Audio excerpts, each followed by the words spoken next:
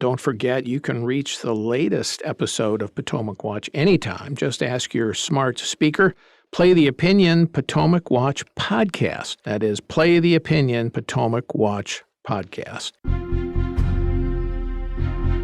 From the opinion pages of the Wall Street Journal, this is Potomac Watch. Welcome back. I'm Paul Gigot of the Wall Street Journal with Kim Strassel and Kyle Peterson. There's no question that Donald Trump thinks Ron DeSantis is the biggest threat to his chances of winning the nomination again. He's spent the last 5 months trying to deter him from getting the nomination, attacking him for all kinds of things, real and imagined, and yet he didn't take him out. DeSantis is now in, and nonetheless, Trump did obviously hurt DeSantis in head-to-head polling. DeSantis was a lot closer than he is now. The latest Real Clear Politics average in the polls has Trump at something like 56% among Republican primary voters, DeSantis at 19%. DeSantis well ahead of any other contenders like Tim Scott, Nikki Haley, Vivek Ramaswamy, and Mike Pence, declared or undeclared, are all in the middle or lower single digits. But the damage in the head-to-head polling that Trump's criticism has done to DeSantis has given the press a reason to say that DeSantis almost has no chance to get the nomination. In my conversations with the DeSantis strategists, Kim, their view is that when they look at the polling, they say that, yes, it's been hurt in the head-to-head poll, but the governor's favorables have not been hurt by Trump, that they're still strong among Republican voters. And when they look at Trump's polling, take that 56%, they say, well, but 25% of that are really solid Trump voters. They're not going anywhere. You can shoot somebody on Fifth Avenue, they're going to vote for Trump. You can be indicted 5 times, and they're going to vote for Trump. But that other group, above 25%, and it might be 30% in some states, but other voters, they're looking for somebody else. They've rallied to Trump since Alvin Bragg's indictment, but they're gettable if a candidate can make the case. How do you see it? Absolutely. I actually agree with that because, for the record, that's what we saw in 2016 as well. And we saw a big crowded field, and Donald Trump pretty consistently, at least toward the end, was getting about a third of primary voters, but he had a ceiling out there. And there were a lot of people who were looking for an alternative. And you could see that his support obviously coalesced after he won the nomination. And certainly in 2020, there was no primary, but obviously in terms of Republicans who went out to cast their vote for him. But fundamentally, now that there's a choice again, and given some of the problems Donald Trump has faced, especially since he left office, you definitely see that desire out there for Republicans for more choice. And, one of the things I've been looking at, too, I'm not sure at this stage in the game so early on that some of these national head-to-head polls with very few people, many of whom are not tuned in yet, are necessarily hugely accurate. If you look at some of the polls that are being done of Iowa voters who are a little bit more tuned in, who are already starting to pay more attention because candidates are coming to visit them there, the spread between DeSantis and Trump is narrower. It's still there, but there's clearly a solid group of people who are already very interested in Ron DeSantis and that very first caucus state. And you add to this some of the things that DeSantis is also going to have in his favor. He has got quite a huge war chest of money. He's putting together a pretty formidable operation ground game in the early states, Iowa, New Hampshire, South Carolina. They are claiming that this is going to be a bigger volunteer operation and paid operation than even Bernie Sanders had back in the last primary. And that's a big deal because that's a lot of people. So there's going to be the message, the money, and I think indeed a desire from some Republicans to see what else is on offer. Yeah, I agree with that. Trump, of course, and I think this is one of the paradoxes of our current moment in politics. The press corps agrees with Trump on this, that it's over. The nomination fight is all but over. Trump's got it wrapped. And I think the press corps and Trump, it's fascinating to watch, Kyle. They hate DeSantis, the mainstream media, and they're in league with Trump, not in any conspiratorial sense, but just by the fact that they share a desire for Trump to get the nomination. And they're going after DeSantis in a very big way. That's an obstacle he'll have to overcome.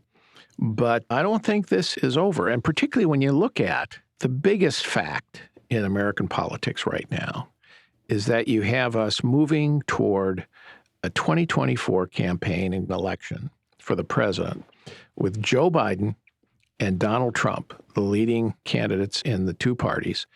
And a majority of the public says, that's a terrible idea. We don't want it. We want other choices. When that happens, I think there's going to be some surprises in this next year as the voters pay attention and say, do we really want what would be 5 more years of this kind of choice and this kind of warfare?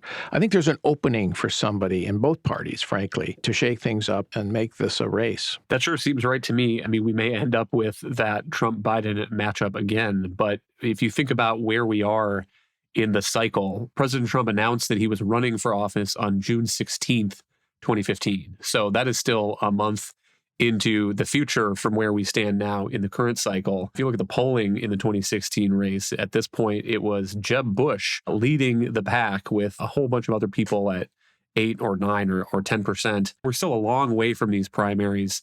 There's still potential for other candidates to get in if they want to. There's rumblings that maybe Glenn Youngkin, the governor of Virginia, is thinking about it again, depending on how the state legislative elections that are coming up here go. And there's a lot that can happen. So I take the point that even if we get more indictments, criminal indictments and charges and potential trials of President Trump, there are some of his voters who will not be bothered by that at all. And maybe will stick even closer to him because they think it is part of this persecution that he is facing. But there may be a lot of people also in the middle who would be persuaded that even if they think this stuff is baloney, that this is what 4 more years of Trump would bring, is this same constant chaos, these same distractions. And Ron DeSantis is already starting to nudge toward making that kind of argument. And so there may be Trump fans who, even though they remain Trump fans, are receptive of that. And the other thing that could happen is somebody's health could take a turn for the worse. And even if it is President Biden, I think that certainly shakes up the race on the Democratic side. And then it could also make people think, even if it's Biden who is having a health issue, well, President Trump is not that much younger than President Biden. Do we really want to put ourselves in that same position again? And so I wouldn't write off even these candidates like Tim Scott that are floating in the low polling right now, because who knows, we're a long way from November 2024. Well, yeah, I mean, obviously campaigns matter, and how candidates perform and how candidates hit the moment. That is, have they tapped into a certain public mood, and do their personas and their agenda tap into that mood in a way that gets people to move? I mean, in a way, the comparable situation that DeSantis faces now is the one that Barack Obama faced in 2008 when he challenged Hillary Clinton. Now, he got in early in the year before the election, but didn't make a lot of movement until later in the year when he gave that electric speech. I think this was November or December in Iowa, which started to turn. And the Democrats and said, you know what? We don't want to go with Clinton for another term. We want to try something new.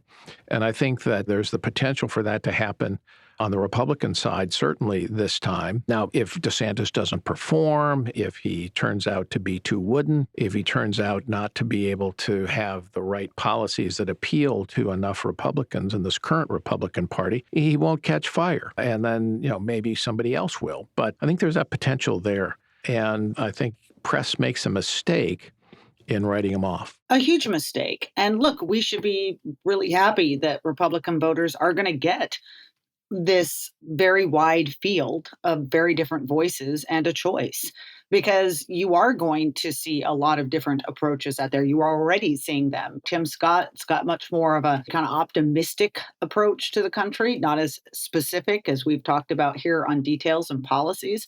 Nikki Haley jumped in there very early on with that very interesting speech on abortion.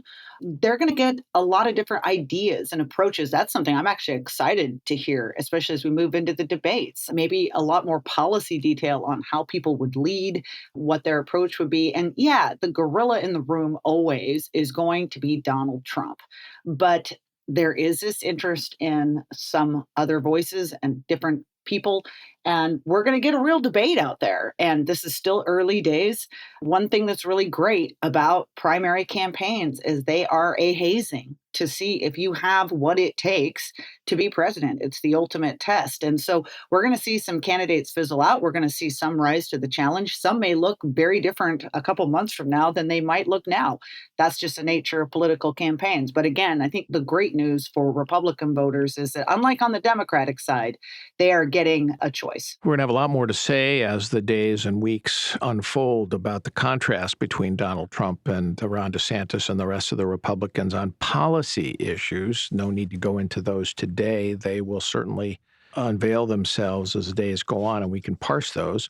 But I agree with you, Kim. I think it's going to be a debate that is interesting and worth having and seeing where the party can go. It's a pregnant moment for the Republican Party. They want to go with Trump. I think we know, having lived through that experience, what it's going to be like. But if they go with someone new, could be a whole new world and an interesting set of choices. All right. Thank you to Kim and Kyle. Thank you all for listening. We're back every day on Potomac Watch, and we hope you'll be here tomorrow with us as well. Thanks for listening.